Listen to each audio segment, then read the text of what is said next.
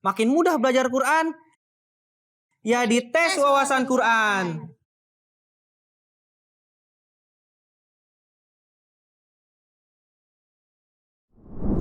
Assalamualaikum warahmatullahi wabarakatuh. Halo adik-adik tersayang, pemirsa MT dimanapun Anda berada, Ramadan Mubarak. Selamat datang di program tes wawasan Quran. Makin mudah belajar Quran, ya di tes wawasan Quran. Program ini merupakan program baru yang dibuat oleh MTA Indonesia untuk menemani para pemirsa selama bulan suci Ramadan. Dalam program ini, kita akan mengetes pengetahuan adik-adik Atfal dan adik-adik nasirat kita seputar Al-Quran. Wah, pastinya seru nih. Bersama saya, Kak Fadli, yang akan memandu acara. Sebelumnya, kita akan kenalan dulu nih sama peserta yang sudah hadir di studio. Kita perkenalan dulu satu-satu dari grup A. Assalamualaikum adik-adik. Waalaikumsalam. Waalaikumsalam. Hari ini gimana kabarnya? Sehat? Alhamdulillah. Alhamdulillah sehat. Di grup A ada siapa aja nih? Assalamualaikum, perkenalkan nama saya Yasir, berumur 9 tahun. Perkenalkan, nama saya Fajar, berumur 13 tahun. Perkenalkan, nama saya Arsyad, saya berumur 12 tahun. Oke, di grup A ada Arsyad, Fajar, sama Yasir. Sekarang ke grup B. Di grup B ada siapa aja nih? Assalamualaikum. Waalaikumsalam. Gimana kabarnya? Lubna, baik? Siti?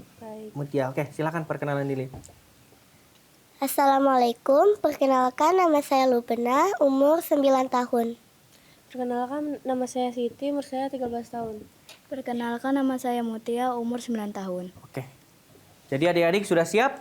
Siap. Sebelum main, kakak akan bacakan dulu ya peraturannya. Nah adik-adik, ini peraturannya ya. Tes wawasan Quran akan ada 2 babak. Di babak pertama, terdapat 4 pertanyaan pilihan ganda. Pertanyaan pertama dan ketiga untuk grup A, pertanyaan kedua dan keempat untuk grup B. Tim yang bisa menjawab pertanyaan-pertanyaan tersebut dengan benar akan meraih 10 poin. Jika tim tersebut salah dalam menjawab, maka tidak akan mendapatkan poin. Jika ada tim yang salah dalam menjawab, maka pertanyaan tersebut bisa dijawab oleh tim lawan. Jika tim lawan bisa menjawab, maka dia akan mendapatkan 5 poin tambahan. Babak kedua adalah babak rebutan. Hanya akan ada 1 pertanyaan pilihan ganda untuk babak rebutan yang bernilai 20 poin.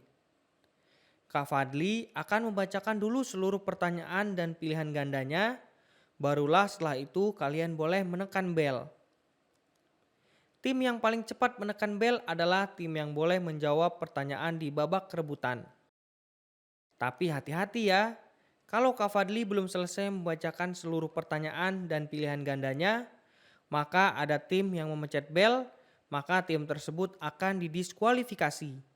Dan tim lawanlah yang boleh menjawab pertanyaan yang ada. Jika salah satu tim salah dalam menjawab, maka pertanyaan bisa dilempar ke tim lawan. Jika tim lawan benar dalam menjawab, maka tim tersebut tetap berhak meraih 20 poin.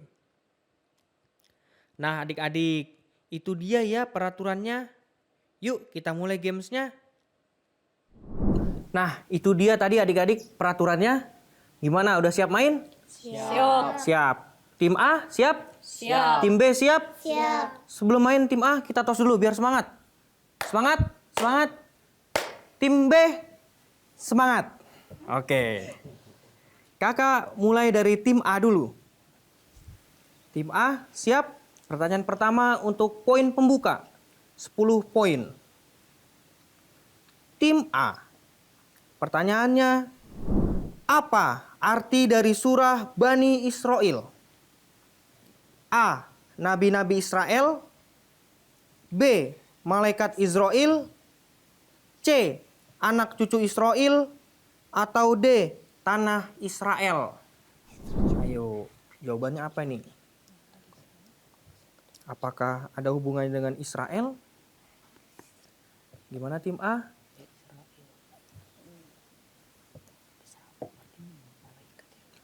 Atau berbeda antara Israel atau Israel sama Israel? Gimana Arsyad, Fajar, Yasir? 10 detik. Tim B siap? Bisa mempersiapkan jawabannya jika tim A salah. Israel, atau Israel. 5, 4, C. C. C. Anak cucu Israel.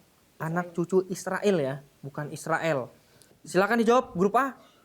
Jawabannya C. Anak cucu Israel. anak cucu Israel ya. Oke. Jangan sampai kebalik Israel sama Israel. Jadi kita cek jawabannya apakah benar? C. Jawabannya benar. C. Anak cucu Israel. Poin pembuka 10 poin untuk tim A. Untuk tim B, siap? Kalian juga bisa mendapatkan 10 poin jika benar menjawab pertanyaan pertama. Siap Lubna, Siti, Mutia? Siap. Siap. Pertanyaannya, apa arti dari surah Al-Asr? Al-Asri ya.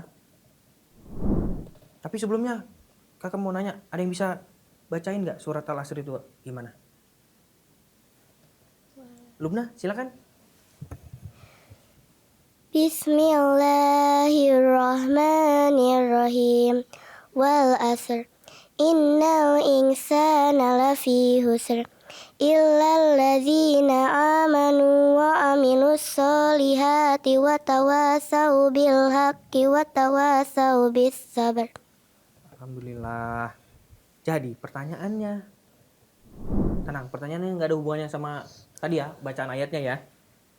Pertanyaannya, apa arti dari surah Al-Asr? A. Sholat asar. B. Tempat yang asri.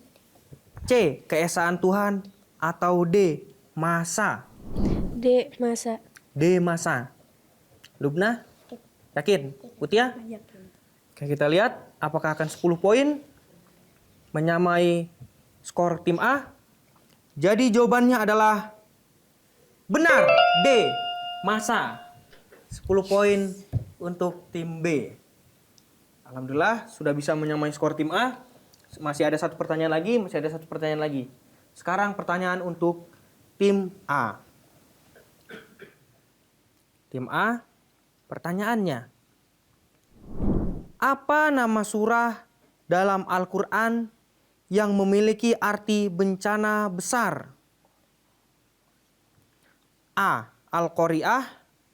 B. Al-Humazah. C. At-Takasur. Atau D. Al-Bayyinah. Arsyad, gimana jawabannya? Fajar? Yasir?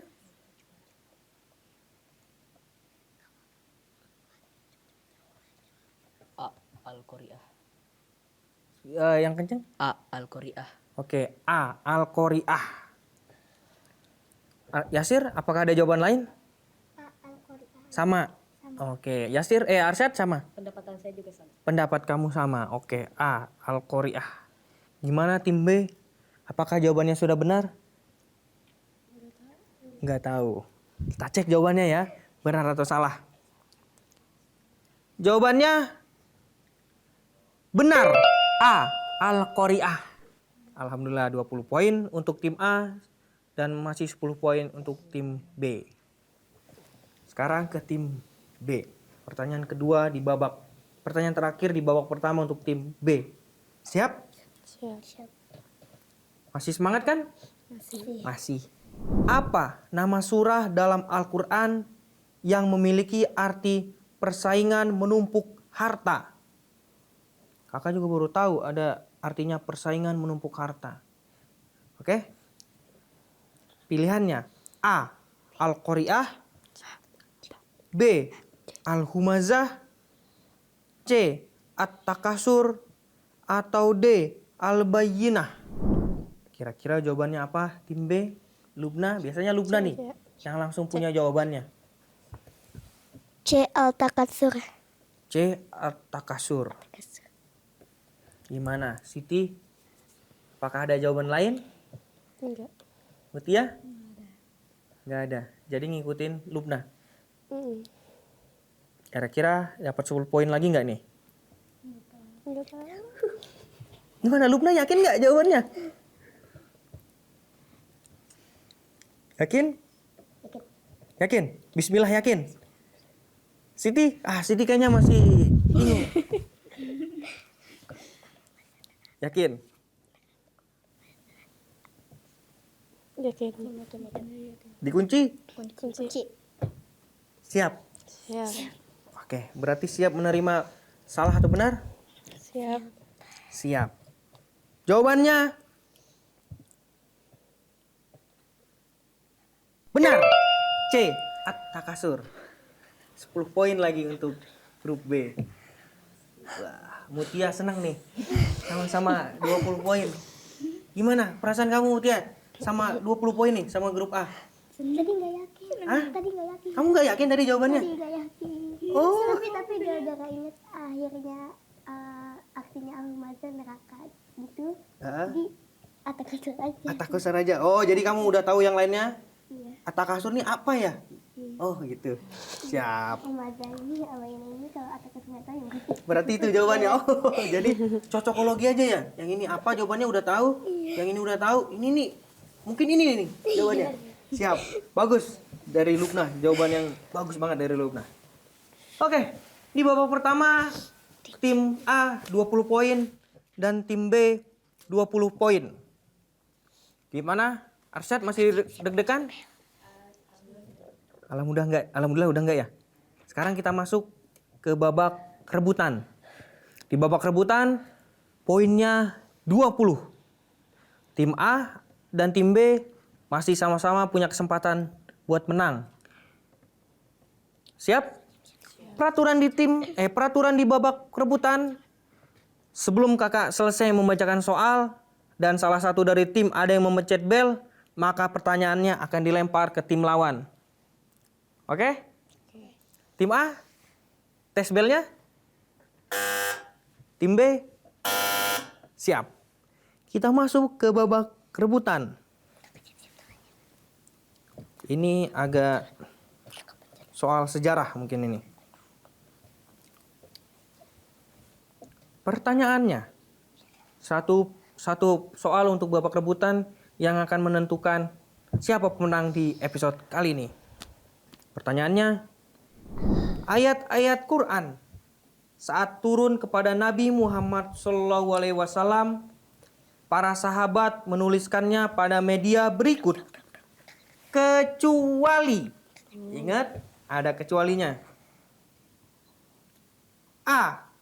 Batu. B. Tulang.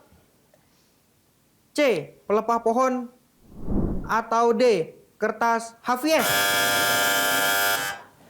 B. Tim B yang sepersekian detik.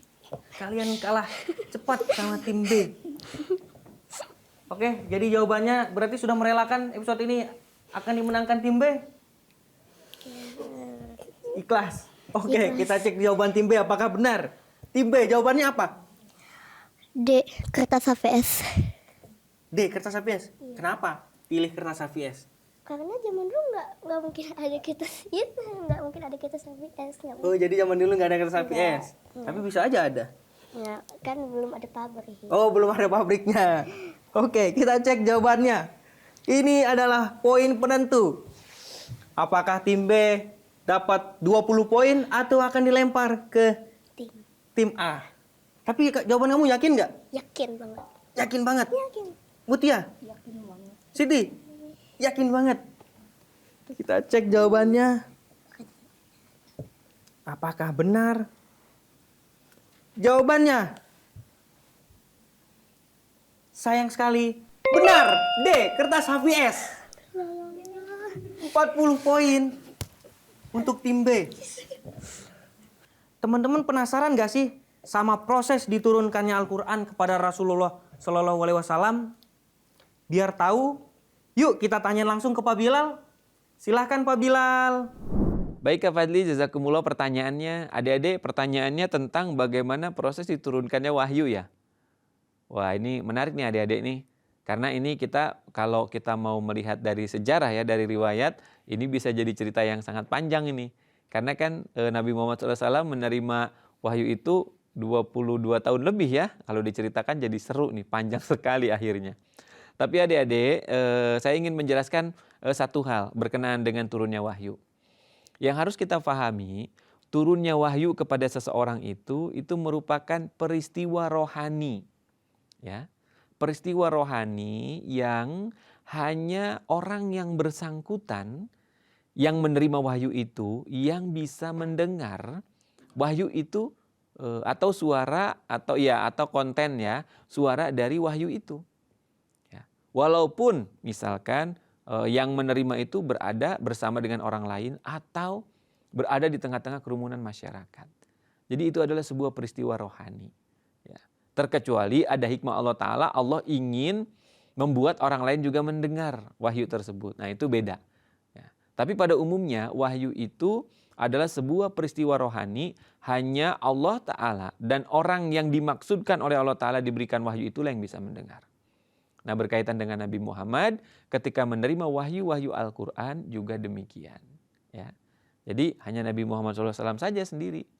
Gitu. Kalaupun misalkan ada peristiwa, ada hikmah tertentu yang mana sahabat pun mengalami ya atau merasakan ya, nah itu memang ada hikmah Allah Ta'ala ya. Artinya Allah Ta'ala juga membukakan pemandangan rohani itu kepada para sahabat. Nah itu adik-adik ya. Lalu berikutnya nih berkaitan dengan turunnya wahyu. Di awal-awal ketika Nabi Muhammad SAW menerima wahyu, ya seperti halnya kita ketika kita mendapati satu kondisi yang baru pertama kali kita rasakan, ada rasa takut. Nah demikian juga dengan Nabi Muhammad SAW. Ya. Tetapi harus dipahami ya, ketakutan Rasulullah itu adalah ya seperti halnya di dalam riwayat kita baca bahwa beliau itu khawatir jangan-jangan wahyu ini adalah wahyu ujian ya kepada beliau. Sampai-sampai istri beliau menghibur Nabi Muhammad SAW, Siti Khadijah ya. Tidak mungkin katanya Allah Ta'ala ingin mencelakakan engkau. Engkau adalah orang yang menolong orang miskin. Engkau adalah orang yang memberikan perhatian kepada anak yatim. Engkau orang yang memberikan perhatian kepada budak. Jadi Siti Khadijah menghibur Rasulullah SAW. Ya. Tapi memang ada di awal-awal itu ketika menerima wahyu, perasaan itulah yang beliau rasakan. Atau terkadang juga ada riwayat misalkan ya, Rasulullah itu seperti katanya sedang memikul beban yang sangat berat. Bisa jadi. Kenapa? Karena memang kan itu yang namanya wahyu terkadang berisi satu perintah yang sangat berat untuk diamalkan. Atau Rasulullah berpikir bagaimana umat beliau bisa mengamalkannya. Itu hal yang sangat wajar. Ya. Itu adalah kondisi Rasulullah SAW di awal-awal ketika menerima wahyu. Tapi berikutnya ya, terkadang Rasulullah SAW juga pernah menerima wahyu itu ketika beliau sedang sakit.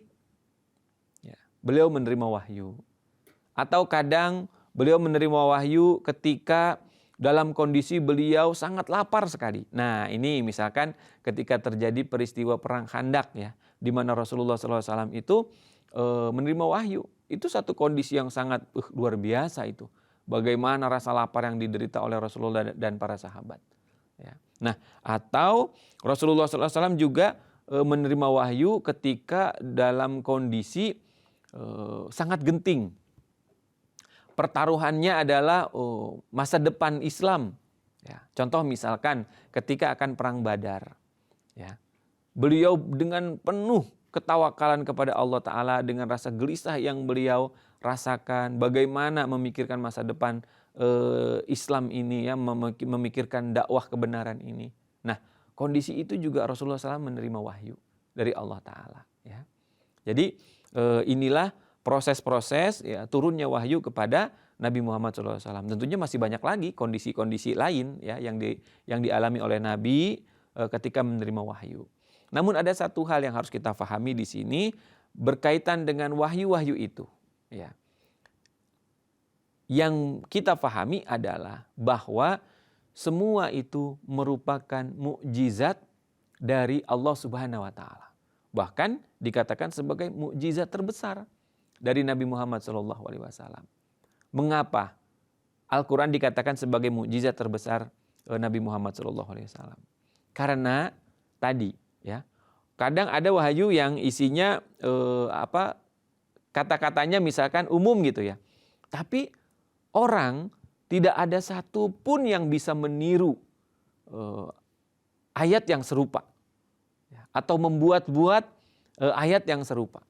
Ya, bahkan di dalam Al-Quran surat Al-Baqarah kan adik-adik juga mungkin ada yang hafal tuh ayatnya, sampai ditantang oleh Allah Ta'ala. Ditantang. Ya, kalau kamu ragu ya, dengan apa yang kami turunkan kepada hamba kami, maka fa'tu bi suratim mim mislih.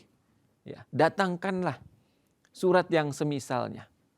Yaitu tantangan itu sampai sekarang tidak ada yang bisa menjawab. Kenapa? Karena kandungan Al-Quran itu bukan sebuah susunan kalimat sederhana. Bukan sebuah kata yang tanpa hikmah. Bukan sebuah kata yang tidak mengandung kabar gaib. Ya. Begitu luar biasanya Al-Quran. Jadi mukjizat Al-Quran ini ya, atau apa istilahnya Al-Quran ini, wahyu-wahyu yang diterima oleh Nabi Muhammad SAW ini menjadi bukti kebenaran beliau, bahkan menjadi mukjizat beliau yang paling besar. Ya. Nah, jadi adik-adik difahami ya, proses turunnya wahyu adalah seperti itu, dan ternyata ini juga menjadi bukti kebenaran dari Nabi Muhammad SAW. Baik. Saya kira itu saja yang ingin saya jelaskan, yang ingin saya jabarkan berkaitan dengan proses turunnya wahyu kepada Nabi Muhammad SAW. Jazakumullah Kak Fadli. Nah, itu dia adik-adik penjelasan dari Pak Bilal. Semoga bisa dipahami ya adik-adik ya. Oke, karena sudah di penghujung acara, poin akhirnya tim A 20 dan tim B 40. Jadi pemenang untuk episode kali ini adalah tim B 40 poin. Gimana Lubna perasaannya menang? Senang, tapi gemeter grogi sedikit. Grogi sedikit. Iya. Siti gimana? Udah. Gitu aja. Takut salah. Iya, Tapi yang penting yakin ada Lubna kok. Oke, jadi pemenang untuk episode kali ini adalah tim B. Mubarak untuk tim B dan untuk tim A. Jangan sedih ya. Masih ada episode yang akan datang. Oke.